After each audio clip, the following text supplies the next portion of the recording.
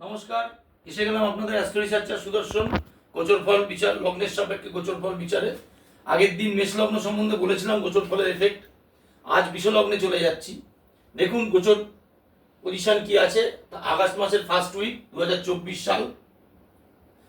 বৃহস্পতি বসে আছে বিষ লগ্নের লগ্নে মঙ্গলকে নিয়ে চন্দ্রের নক্ষত্রে। কেতু বসে আছে পঞ্চমে, রাহু বসে আছে একাদশে, দশমে বসে আছে শনি। আসুন বিষ লগ্নের কি হতে পারে। প্রথম কথা, লগ্নে আপাতত যেহেতু মঙ্গল বসে আছে এবং বৃহস্পতির সঙ্গে, এই সময় তার বিচার শক্তি, পড়াশোনার দিকে মন, পড়াশোনা, বিচার শক্তি এগুলো বাড়বে। যদিও তার মধ্যে রাগ জেদও বাড়বে। স্টুডেন্টদের ক্ষেত্রে অসম্ভব একটা গোয়ার তুমি রাগ জেদ এগুলোর প্রভাব লক্ষণ প্রকাশ করবে এই সময়ের মধ্যে।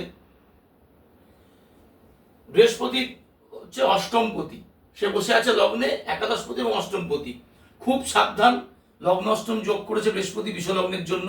অর্থাৎ ছোটখাটো চোটাঘাত লেগে যাওয়া, বিশেষ করে চন্দ্রের নক্ষত্র এবং চন্দ্র যেহেতু জলরাশিতে, এই সময়টা সাঁতার শেখা বা সাঁতার শিখতে না গেলেই ভালো হয়।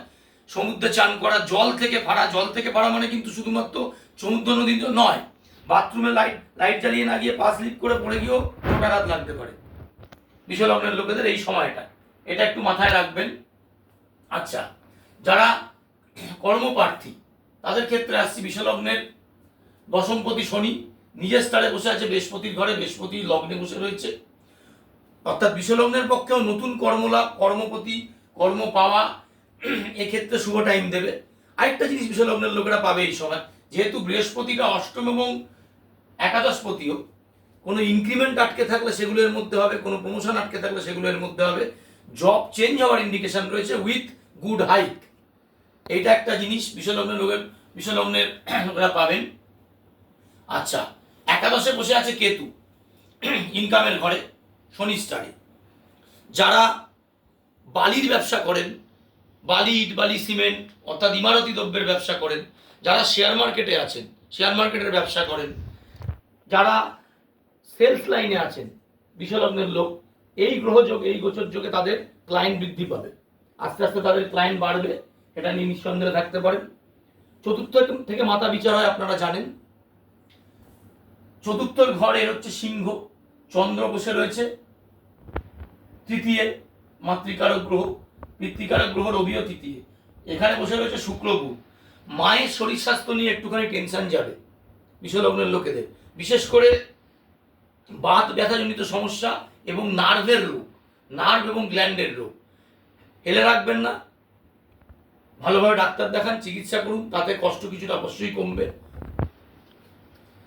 আর কি হতে পারে বিষ লগ্নের লোকের পক্ষে? বিষ লগ্নের লোকের পক্ষে ধরুন যারা হায়ার স্টাডিজের জন্য চেষ্টা করছেন, তাদের হায়ার স্টাডিজ দেখা হয় নবম থেকে। আপনারা জানেন নবমপতি শনি নিজের ঘরে বসে আছে বৃহস্পতিতে, বৃহস্পতি লগ্নে, কিন্তু বৃহস্পতি অষ্টম একাদশপতি। সুতরাং একাদশেরও যেমন ফল পাবে, অষ্টমেরও ফল পাবে। হায়ার স্টাডিজের জন্য বিদেশ যাত্রা, হায়ার স্টাডিজের জন্য দূরে যাত্রা, এগুলো সবই সাকসেস পাবে, কিন্তু অষ্টমের ফলটাও তো পাবে।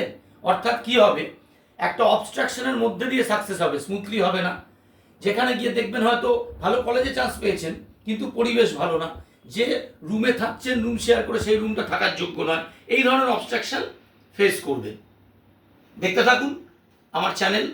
পরবর্তী মিথুন লগ্ন নিয়ে আবার আসবো পরবর্তী ভিডিওতে। অবশ্যই বেশি বেশি করে শেয়ার করুন, যাতে জ্যোতিষের সত্যতা মানুষ জানতে পারে। ভালো থাকবেন, লাইক অবশ্যই করতে ভুলবেন না। নমস্কার।